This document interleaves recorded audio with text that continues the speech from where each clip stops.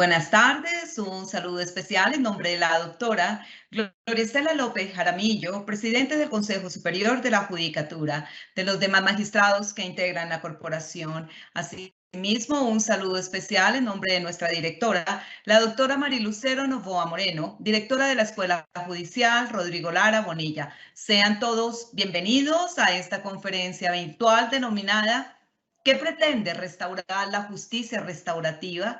Ideas para un debate abierto, que hace parte del ciclo de capacitación en consolidación para la consolidación de la justicia restaurativa. Lo que hoy llamamos como una novedad, entre comillas, justicia restaurativa, es tan antigua como la humanidad misma. La forma de resolver conflictos a través de composiciones restaurativas se encuentran en nuestro mismo ADN y es posible rastrearlo en las sociedades ancestrales, en diferentes comunidades indígenas del mundo, en especial en aquellos que por razón de difícil acceso debido a las condiciones geográficas han sido escasamente intervenidas por la civilización moderna, aún perviven con mucha fuerza las formas restaurativas de resolver los conflictos. Por el contrario, el paradigma de la justicia de carácter retributivo o vindicativo, basada en el dispositivo de la prisión, es un invento de la modernidad y nace con la Ilustración como una forma de humanizar el castigo penal, pero sobre todo de racionalizarlo. La conferencia del día de hoy tiene como propósito abordar el tema de la capacidad reparadora que tiene la justicia restaurativa y su importancia para superar situaciones de conflicto armado en las que se han presentado afectaciones masivas a personas y a comunidades. En esta oportunidad tenemos el gusto de contar de nuevo con el doctor Hugo Alcides Peñafort Sarmiento, abogado de la Universidad Nacional, magíster cum laude en Derecho Penal de la Universidad de Salamanca y Santo Tomás, especialista en ciencias penales y criminológicas. Ha sido asesor jurídico de la Oficina del Alto Comisionado para la Paz, miembro de la Subcomisión Técnica del Fin del Conflicto, miembro del equipo de apoyo técnico de la Delegación del Gobierno Nacional, con el marco de la Mesa de Conversaciones Adelantadas con el ELN. También procurador delegado con funciones de intervención judicial ante la Jurisdicción Especial para la Paz y actualmente se desempeña como abogado consultor en temas de justicia transicional. Tan pronto finalice esta exposición, nuestro conferencista invitado el día de hoy dará respuesta a las preguntas que se formulen a través del chat de participación. Las inquietudes técnicas que resulten sobre registro, conexión y evaluación de esta actividad serán atendidas con muchísimo gusto por servidores de la Escuela Judicial. Doctor Hugo Alcides Peñafort Sarmiento, es un gusto tenerlo de nuevo con nosotros. Bienvenido, doctor. Tiene el uso de la palabra. Muchas gracias, doctora Mónica, por ese saludo. También es un gusto para mí volver a estar en estos ciclos de conferencias y en esas capacitaciones. Muchas gracias a la doctora Marilucero Novoa, directora de la Escuela Judicial. Un saludo extensivo a la doctora Gloria Estela López Jaramillo, presidenta del Consejo Superior, y a todos los servidores y servidoras judiciales y demás personas que se han conectado a esta videoconferencia. Me voy a permitir compartir la pantalla para exhibir las diapositivas que tengo preparadas para esta ocasión. El tema de la charla de hoy es el de ¿qué pretende en realidad restaurar lo que se conoce como justicia restaurativa? Ideas para un debate abierto, porque realmente el tema no deja de ser polémico y no deja de causar mucho debate aún hoy en día. La justicia restaurativa ha sido definida por la Organización de las Naciones Unidas como un proceso por el cual todas las partes con un interés en un determinado delito se reúnen para resolver colectivamente la manera de hacer frente a las consecuencias de la ofensa y sus implicaciones para el futuro. De manera que la justicia restaurativa constituye un modelo alternativo para enfrentar el fenómeno criminal y es un modelo alternativo que desplaza la idea de retribución como principal referente de lucha contra el delito para en su lugar establecer una perspectiva que destaca la importancia que tiene para la sociedad la reconstrucción de las relaciones entre víctima y victimario, pero yendo aún más allá, entre víctima, victimario, comunidad y sociedad. De modo que lo restaurativo se centra en los intereses de las víctimas y en las expectativas de la comunidad. En cuanto a los derechos y los intereses de las víctimas, se vuelve central entonces reconocer su dolor, reparar el daño material inferido en la medida de lo posible, pero sobre todo restaurar su dignidad. En lo referente a la dignidad, me permito adelantar que la dignidad de la víctima se restaura en la medida en que el perpetrador reconoce que cometió un error, que lo que pasó nunca debió haber pasado y demuestra arrepentimiento sin anexo de justificaciones ideológicas, políticas o de cualquier otro tipo. La fuerza que en las últimas décadas ha tomado o adquirido el enfoque restaurativo como mecanismo alternativo de solución de conflictos se debe, entre otras razones, a las profundas disfuncionalidades del derecho penal que han quedado en evidencia hace muchos años, en especial por aquellos autores y teorías que abogan por la abolición del derecho penal en un extremo, pasando por las teorías minimalistas hasta las que se pronuncian en favor de detener su expansión, de detener la expansión del derecho penal. Y me voy a referir un poco a cómo ha sido este movimiento teórico, este movimiento doctrinario que ha hecho repensar la función del derecho penal y ha puesto en primer plano las soluciones alternativas de conflictos tales como sobre la que hoy estamos hablando. Y quiero referirme a un movimiento muy especial que surgió en los años 60, que se conoció como el movimiento de la criminología crítica. Este movimiento devela que las disfuncionalidades del derecho las disfuncionalidades del derecho penal porque desplaza el objeto de análisis de la criminología que tradicionalmente se enfocaba en el delito y en el delincuente y aproxima su lente analítico y crítico hacia los dispositivos penales, tales como la prisión, la cárcel, la correccional.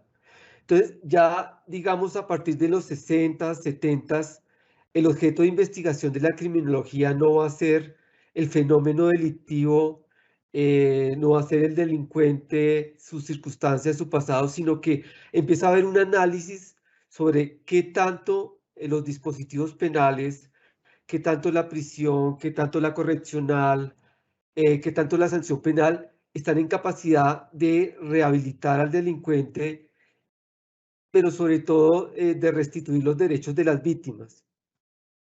Entonces empieza a haber una mirada crítica hacia los funcionarios encargados de cumplir la ley, jueces, policías, guardias de prisiones, toda esta arquitectura institucional encargada de reprimir el delito. Empieza a haber una mirada detenida y crítica hacia los diseñadores de política criminal, el Congreso, el Ejecutivo, y hacia la ley penal propiamente dicha, con ese poder enorme lingüístico, ese poder performativo enorme que tiene la ley penal de criminalizar conductas desviadas a través de los tipos penales. De manera que los mecanismos alternativos de justicia, entre ellos los que responden al modelo de justicia restaurativa, nacen como producto de una profunda inconformidad con los resultados y las consecuencias de la aplicación de la justicia penal tradicional y de sus probadas limitaciones tanto para transformar las vidas y la conducta de los infractores, para reparar a las víctimas y satisfacer sus derechos y para generar rutas de transformación en las comunidades y en la sociedad. digamos, se pone en evidencia con todo este movimiento de la criminología crítica y con los movimientos abolicionistas y minimalistas, los tremendos vacíos y las tremendas incapacidades que tiene el sistema de justicia penal para luchar contra el fenómeno criminal. Y en el espectro más extremo de los críticos del sistema penal tradicional se encuentran el movimiento abolicionista, se encuentran los abolicionistas. Este movimiento doctrinario plantea desde una posición más política y filosófica que digamos técnica o doctrinaria, que el castigo penal es en realidad una práctica de control social para mantener posiciones de poder y dominio sobre la población. Según esta tendencia, el castigo penal no es un medio adecuado para reaccionar al delito y la sanción nunca producirá los efectos deseados, ya que más allá de sus finalidades declaradas o no declaradas, el sistema penal ha sido edificado para perpetuar un orden social que es esencialmente injusto, selectivo y estigmatizante, según este movimiento de autores y de doctrina abolicionista. Y que al final el castigo penal, la sanción penal, en su versión incluso más humana, la pena de prisión, no es otra cosa que violencia racionalizada. En el otro extremo del espectro se encuentran las voces minimalistas, los doctrinantes e investigadores que piensan que el problema del sistema de justicia penal se encuentra en su crecimiento hipertrófico, en esa expansión desmedida e irracional de tipos penales que ha hecho crecer el sistema penal, que ha hecho crecer los sistemas penales hasta dimensiones estrafalarias y lo han convertido en un dispositivo burocrático, abusivo, arbitrario, ineficiente y por lo tanto, en últimas, profundamente injusto. Esta corriente, la corriente minimalista, aboga porque el derecho penal proteja los bienes jurídicos realmente esenciales para posibilitar la vida en sociedad y aboga porque haya una discusión pública, abierta, una discusión donde haya consensos, un consenso social sobre cuáles realmente son los bienes jurídicos esenciales para la vida en comunidad, para la vida en sociedad. De manera que se pudieran eliminar una cantidad de tipos penales que lo que hacen es expandir hipertróficamente y exageradamente el sistema penal de justicia. En medio de todo este ambiente de discusión doctrinaria, de polémica doctrinaria, empiezan a explorarse, sobre todo al comienzo, en los años 70 en los Estados Unidos, formas alternativas de tratar los conflictos, y en especial aquellos conflictos que no representaban una gran amenaza a las sociedades o las comunidades. Entonces, haciendo un poco de historia, encontramos que en el año de 1977, Randy Barnett, un profesor de Derecho de los Estados Unidos, hizo la propuesta de un paradigma de justicia fundamentado en la pura restitución a las víctimas, pero sin finalidad punitiva.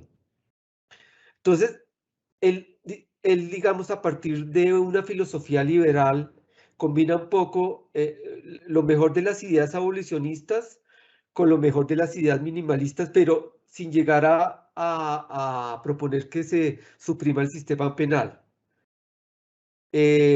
sino que se le hagan algunos ajustes. Según su propuesta, la finalidad del paradigma fundamentado en la restitución de las víctimas no sería la pura represión a las víctimas, sino hacerle justicia a las mismas. Este autor, Barnett, postuló que en este enfoque cambiaría la perspectiva en favor de la víctima, de manera que el delito sería considerado más que una ofensa contra el Estado, un agravio contra las víctimas o contra la víctima, desdibujando así la distinción entre agravio y delito. Siguiendo en esa línea de todas estas posturas y todas estas inquietudes de pensadores y autores de los sistemas penales, en el año de 1978 el Departamento de Justicia de Estados Unidos aprobó la financiación de 3 centros vecinales de justicia de naturaleza experimental. Esto es, estamos hablando del año 78, ni siquiera hemos entrado a la década de los 80, es decir, aún estaba en germen y en el grado de experimentación el tema de poder solucionar los conflictos directamente entre víctimas y victimarios dentro de la institucionalidad. Y según estudios de la época, estos centros vecinales de justicia fueron un éxito porque más del 80% de los usuarios manifestaron su satisfacción con la experiencia. A partir de esa experiencia y de otras iniciativas en ciudades como Los Ángeles o Kansas City, los programas de mediación comunitaria y los centros vecinales de resolución de conflictos se multiplicaron en Estados Unidos. Las alternativas de solución de conflictos basadas en la mediación tuvieron tanto éxito en evitar el ingreso de casos al sistema judicial que la ciudad de Nueva York financió una red de centros comunitarios de resolución de conflictos que ofrecían servicios de mediación para todo el estado de Nueva York. Y los programas basados en la reconciliación de víctima y ofensor encuentra su primer antecedente en lo que se conoció como el experimento de Kitchener en Ontario, Canadá, en el año de 1974. Este experimento giró alrededor de 2 adolescentes que en el contexto de un encuentro auspiciado por la comunidad menonita, la comunidad religiosa menonita, se reunieron con sus víctimas después de protagonizar una ola de ataques de vandalismo en la población de Elmira, en Ontario, en Canadá. Y estos 2 adolescentes pudieron ponerse de acuerdo con la comunidad que afectaron a través de sus actos de vandalismo en fórmulas de restitución para cada una de las 24 personas afectadas con estos actos vandálicos.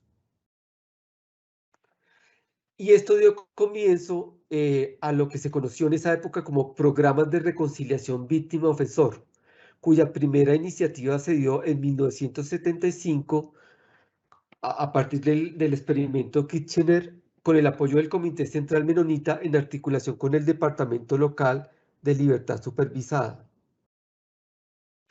De allí que no sea raro que en Canadá sea el país donde haya nacido lo que se ha conocido como la jurisprudencia terapéutica, desarrollada por unos investigadores, Wessler y Winnick, que en 1996 se interesaron por investigar qué producía psicológicamente en las personas someterse a un proceso judicial. Y descubrieron que la aplicación de las reglas del derecho en las personas podía generar efectos terapéuticos o efectos antiterapéuticos sobre las personas involucradas en los procedimientos judiciales. Dicha teoría se encontraba también muy influenciada por lo que se conocía como la psicología de la justicia procedimental, la cual consideraba que cuando un procedimiento judicial se percibía como justo, tenía un efecto positivo y terapéutico sobre las personas en las que se aplicaba. Pero, ¿qué es lo que nos está indicando todo esto? Que lo psicológico y aún el análisis también sociológico tienen mucho peso en el perfeccionamiento y en la evolución de lo que se ha conocido después como paradigma de la justicia restaurativa. Desde lo que el enfoque psicológico puede aportar, el modelo se interesa en profundizar en el futuro del ofensor más que en indagar por la culpa, rasgo característico del paradigma retributivo, y en el hecho de que el infractor se enfrente con sus propios actos y consecuencias. Esto es muy importante para el paradigma retributivo. Que el infractor pueda darse cuenta o sea consciente o cobre conciencia sobre el daño que propició, que reconozca su responsabilidad y ofrezca fórmulas de reparación del agravio. De manera que el paradigma restaurador plantea que el delito no solo afecta a las personas, sino que también afecta a las relaciones entre las personas y las relaciones con la comunidad y con la sociedad en general. Esto es muy importante tenerlo en cuenta para que veamos más adelante cuál es realmente uno de los objetivos finales de los procesos restaurativos. Entonces, el enfoque de este paradigma es claramente cooperativo, ya que pretende generar escenarios en los que los involucrados en un conflicto se acerquen, compartan sus emociones y sentimientos y elaboren un plan concertado de reparación con una ruta clara que finalmente ofrezca satisfacción a los derechos de las víctimas. Un método voy a hacer como una especie de repaso muy rápido en los principales métodos de procedimientos restaurativos, los más conocidos, que se han dado sobre todo en países como Estados Unidos y Canadá, que son como, claro, en Europa también, pero han sido como los abanderados Estados Unidos y Canadá en este tipo de procedimientos. Un método dentro del paradigma restaurativo muy conocido es el de los círculos. Existen círculos de sanación y círculos de coenjuiciamiento. En los círculos de sanación se dispone de la situación y se gestiona una solución que se enfoque en lo que preocupa a todos los interesados, y en los círculos de coenjuiciamiento se busca básicamente que los involucrados se limiten a elevar recomendaciones a la autoridad judicial para que la misma disponga el caso. En los primeros hay poca presencia de institucionalidad, y los segundos tienen un carácter mixto. En una primera etapa, los interesados intentan arreglar el problema con mediación, pero finalmente el problema se pone en manos de una autoridad judicial para que tome la decisión final. Según la literatura especializada, el primer uso que se reconoce de los círculos restaurativos como tratamiento de causas penales se inició en 1982 en el seno de otra comunidad tribal, otra comunidad también, digamos, de una sociedad ancestral, que es la comunidad Navajo, en los Estados Unidos, que por otro lado es la comunidad aborigen más grande de Estados Unidos y está sentada en el suroeste de este país. La resolución de conflictos entre la población indígena navajo encierra el concepto de vivir en relación correcta. Quiero resaltar que otra vez dentro de todo este discurso volvemos a encontrar la palabra relación, y ya vamos a ver por qué es tan importante este término para los procesos restaurativos. Entonces, el concepto de vivir bien en la población navajo está alrededor de la relación correcta, según la cual si una persona se siente ofendida por otra, la comunidad pide en primer lugar que el agresor arregle las cosas. Es decir, hay una mediación directa en primer lugar. Si esta no resulta, se eleva una demanda de indemnización, que también se entiende como una demanda para reajustar la relación de tal manera que se haga lo correcto. Si lo anterior no funciona, el ofendido puede acudir a un líder de la comunidad para que organice y facilite un proceso de paz. Bajo dicho procedimiento, que es de naturaleza no confrontativa, los miembros de la familia de las víctimas y de su clan y los ofensores hacen tentativas para arribar a una solución. Otra metodología de solución de conflictos sin recurrir a tribunales son los conocidos como círculos de sanación, de los que ya hacía referencia. Este método comenzó en la población de Hollow Water, Manitoba, en Canadá, como respuesta a las agresiones sexuales, y tenía como finalidad no solo sanar las relaciones íntimas y restablecer la dignidad humana, sino también encarar las disposiciones sociales que promovían actitudes de violencia sexual. De la misma forma que otras comunidades aborígenes, la de Hollow Water se había visto afectada por patrones de comportamiento ahogados en el alcoholismo y la violencia, y su cultura se encontraba en riesgo de extinción. Esta experiencia es tan fuerte, tan significativa para entender de qué hablamos cuando hablamos de procesos restaurativos, que me voy a permitir leer un breve testimonio de una de las participantes y promotoras de estos círculos de sanación, que por su relevancia transmite de forma muy clara la filosofía y la dinámica de este método restaurativo de la comunidad aborigen canadiense de Hollow Water. Este relato los traje de un texto del profesor Paul McCourt de la Universidad Simon Fraser de Canadá. Dice así, comillas, los comienzos se dieron en la comunidad a principios de la década de 1980. En aquel entonces nos enfrentamos con el abuso del alcohol en su punto más alto. También hubo violencia contra las mujeres, tanto física como sexual, mental y psicológica. En esos primeros años de la década de 1980, algunos de nosotros decidimos recuperar la sobriedad. Hablamos mucho, lloramos mucho, y poco a poco, con el correr del tiempo, se fueron uniendo más y más personas. Al principio decíamos que el alcoholismo era el problema, que el suicidio era el problema, que el abandono de los niños era el problema, que la deserción escolar era el problema.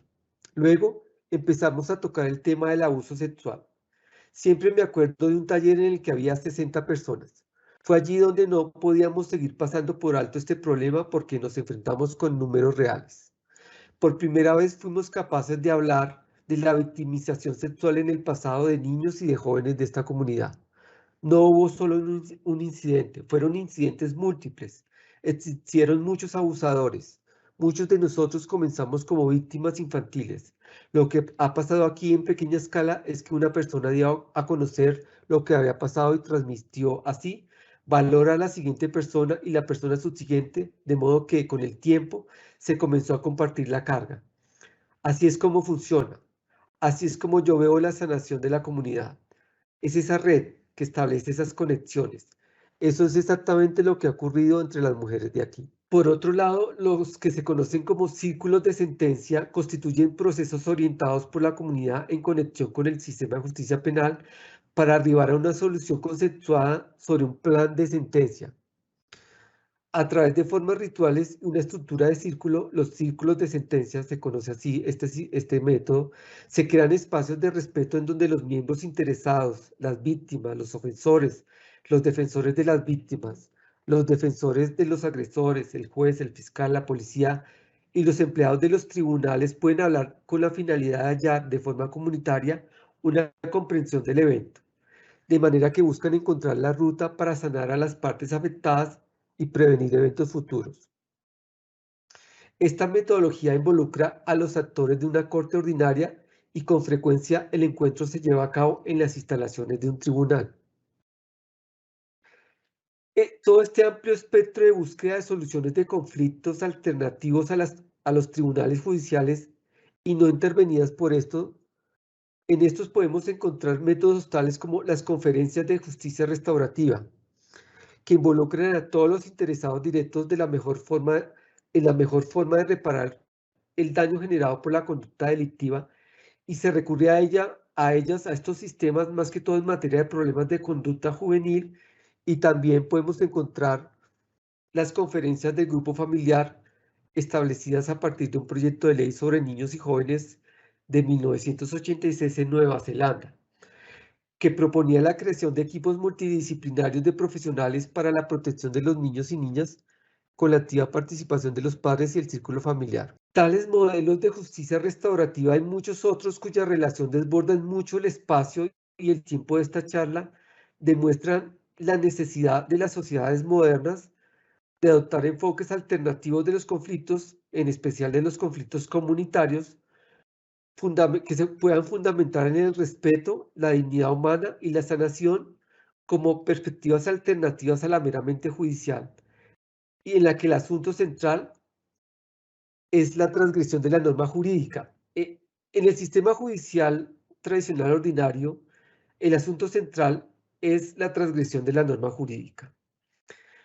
En los medios alternativos de solución de conflicto con enfoque restaurativo, lo principal es la persona y la restitución de sus derechos.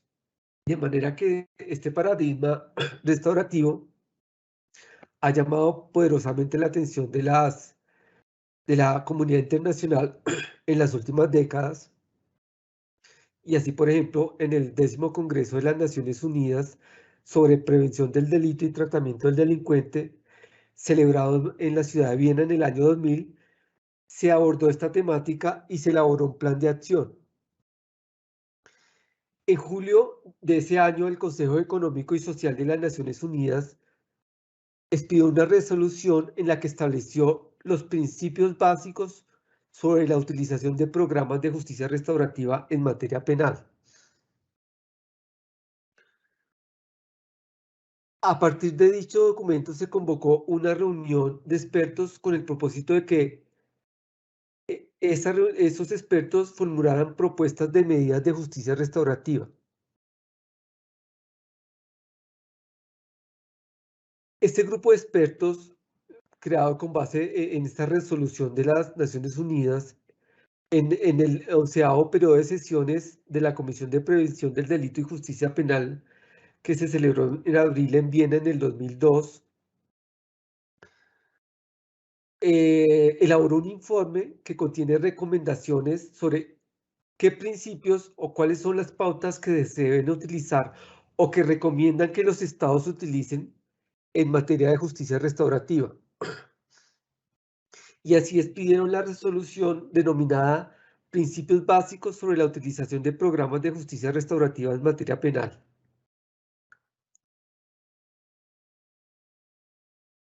¿Cuáles son las definiciones más importantes de este documento de la ONU, hecho por ese panel de expertos, y que son unos principios básicos que se proponen para que los estados los adopten?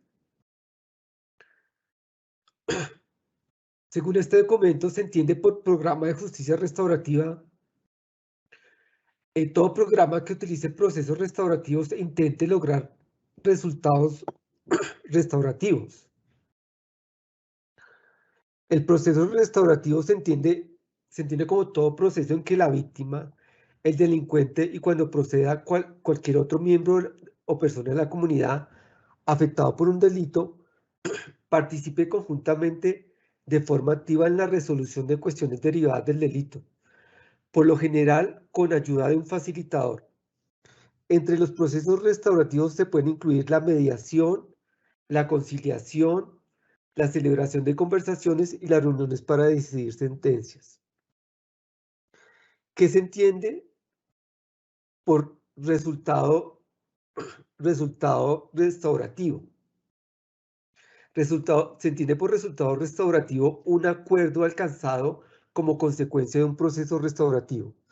Entre los resultados restaurativos se pueden incluir respuestas y programas tales como la reparación, la restitución y el servicio a la comunidad, encaminados a atender a las necesidades y responsabilidades individuales y colectivas de las partes y a lograr la reintegración de la víctima y el delincuente. Según la ONU, los programas de justicia restaurativa se pueden utilizar en cualquier etapa del sistema de justicia penal, según lo disponga la legislación penal o la legislación nacional. Y también recomienda esta resolución de la ONU que los procesos restaurativos se utilicen únicamente cuando hay pruebas suficientes para inculpar al delincuente y con el consentimiento libre y voluntario de la víctima y del delincuente. La víctima y el delincuente normalmente deben estar de acuerdo sobre los hechos fundamentales de un asunto como base para su participación en un proceso restaurativo.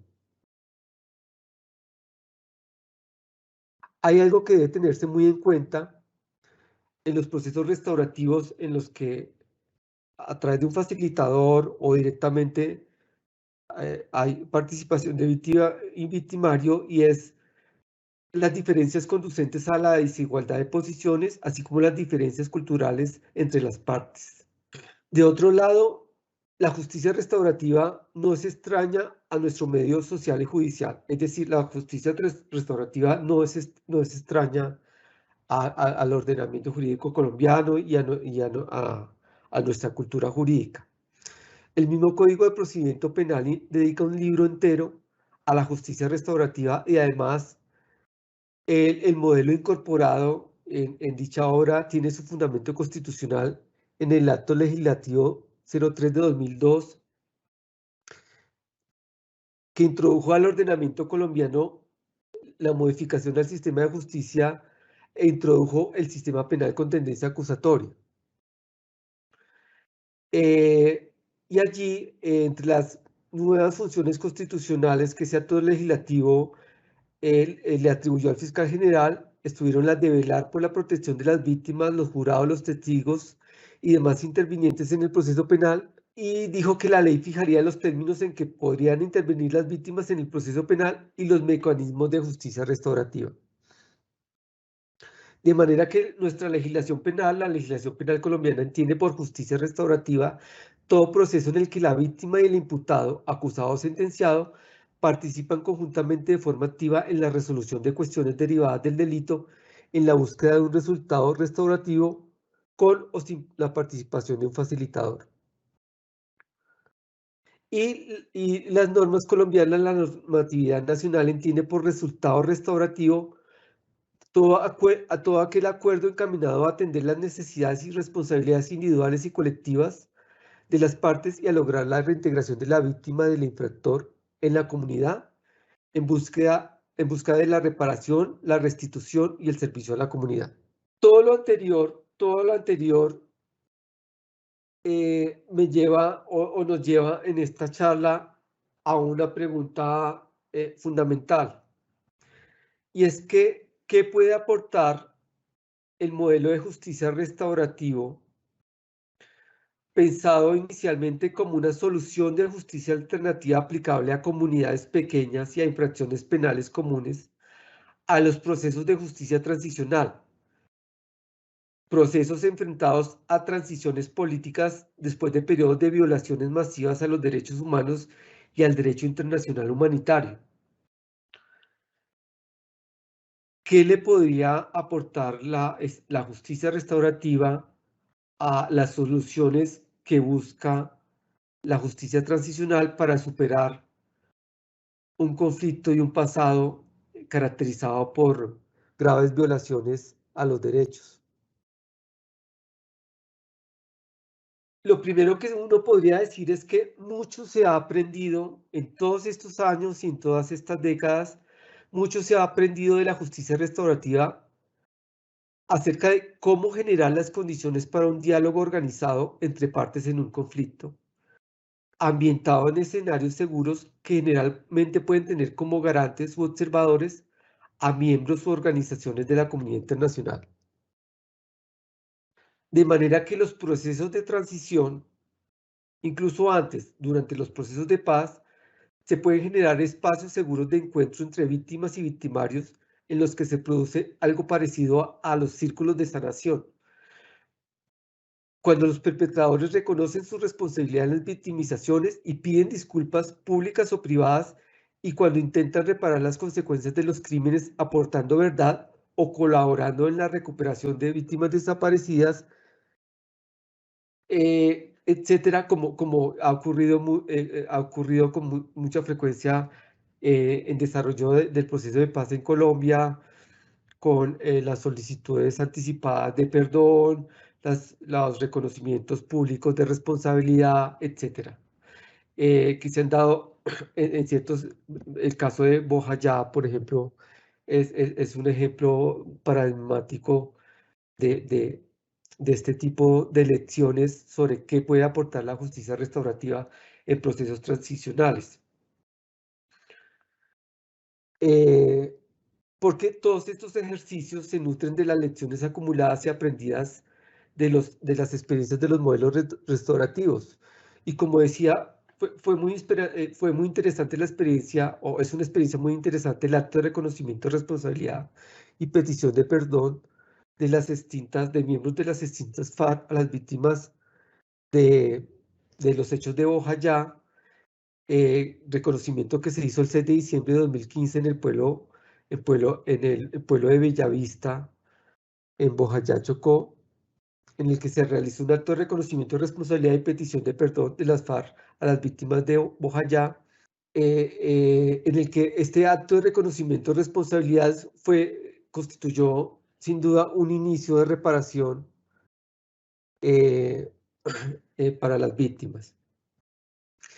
De manera que, de acuerdo con autores nacionales e internacionales, la relación que puede existir entre los procesos de justicia transicional y la justicia restaurativa consiste en una relación de complementariedad, ya que el modelo de justicia transicional se ha ido construyendo para enfrentar un pasado de graves violaciones a los derechos humanos, mientras que la justicia restaurativa se ha edificado en el seno de sociedades pacíficas y para delitos de pequeña escala.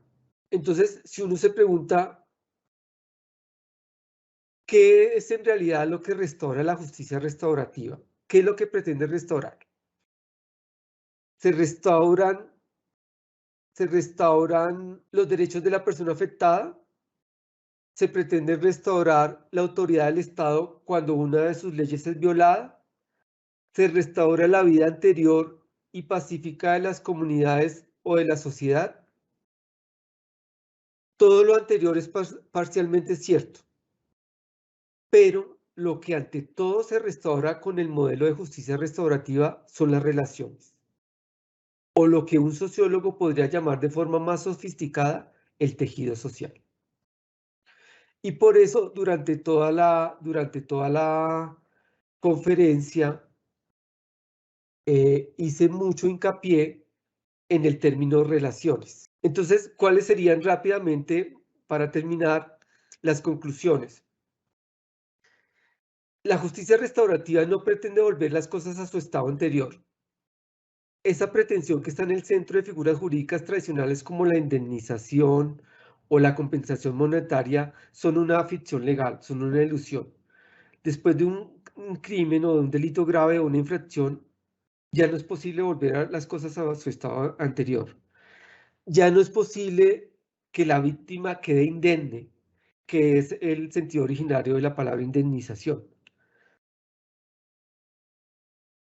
Es más, en los casos de crímenes graves y masivos derivados de intensos conflictos armados, no es deseable que las cosas vuelvan a su estado anterior.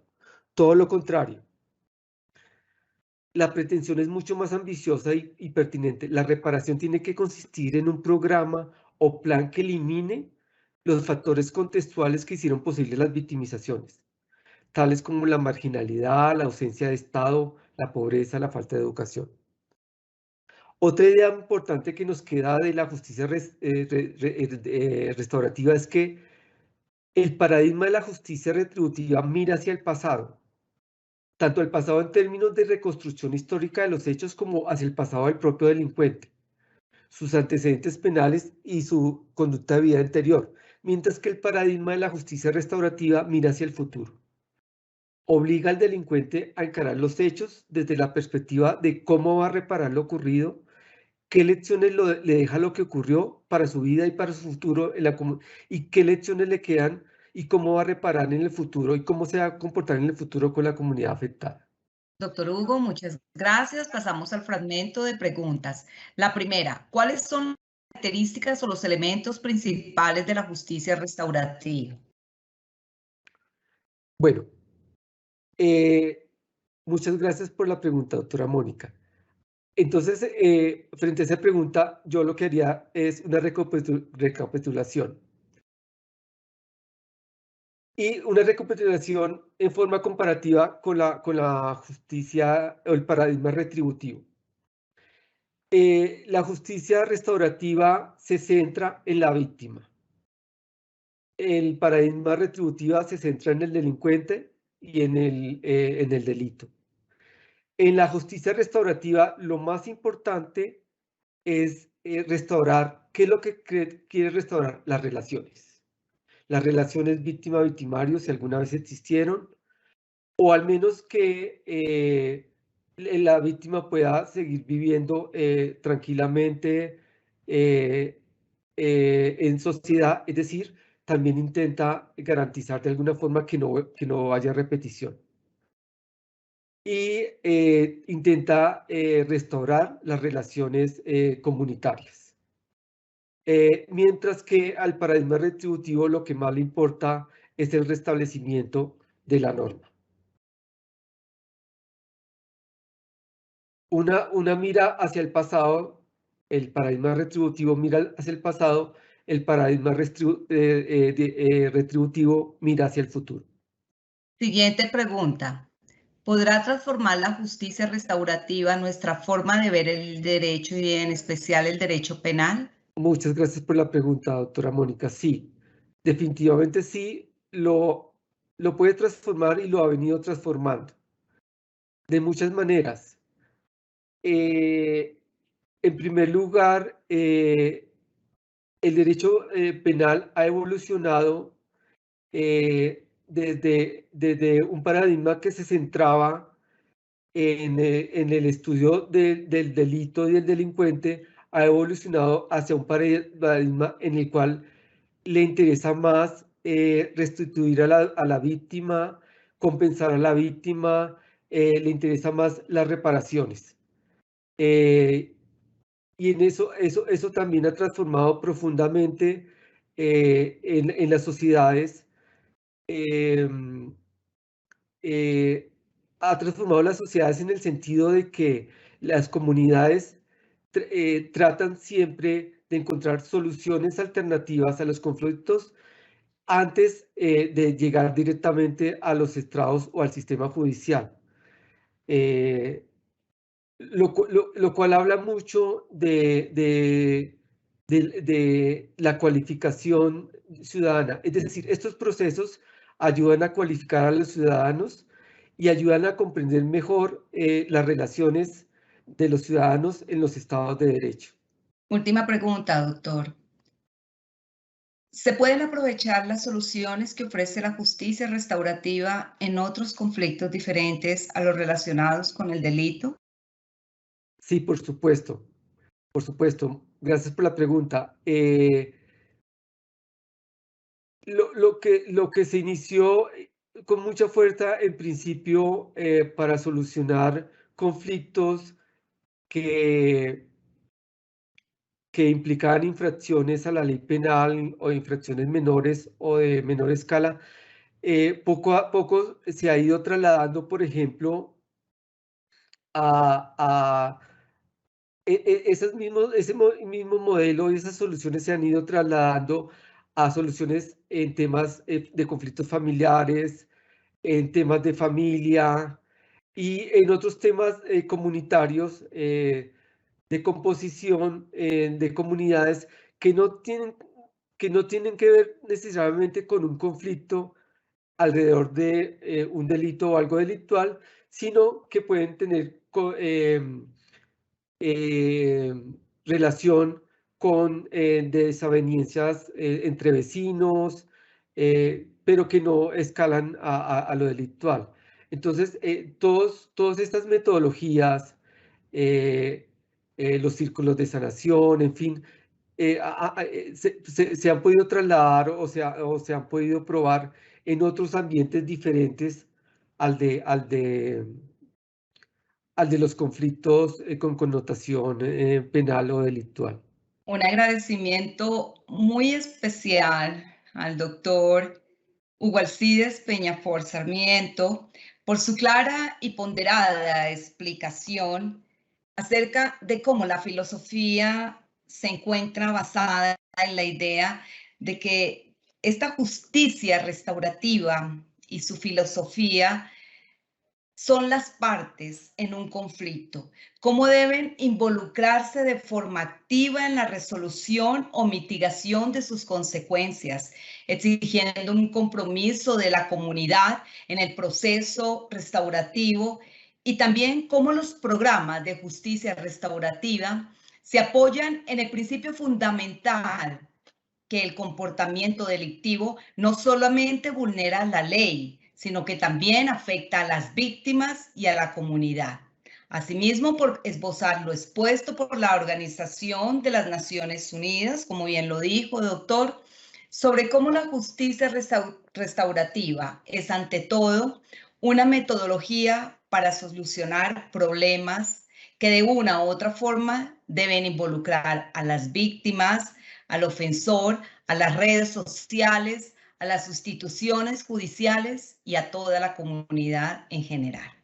Doctor Hugo, de nuevo nuestros agradecimientos. Muchas gracias. Muchas gracias por la invitación. De igual forma, a los servidores y servidoras judiciales y a todas las personas que actúan en el sector justicia que se interesaron en esta conferencia virtual. Los invitamos a que nos sigan acompañando a través de nuestras redes sociales como Facebook, Twitter, Instagram y YouTube, donde podrán encontrar más información sobre nuestras videoconferencias y noticias de interés. Muchísimas gracias. Un feliz resto de día para todos.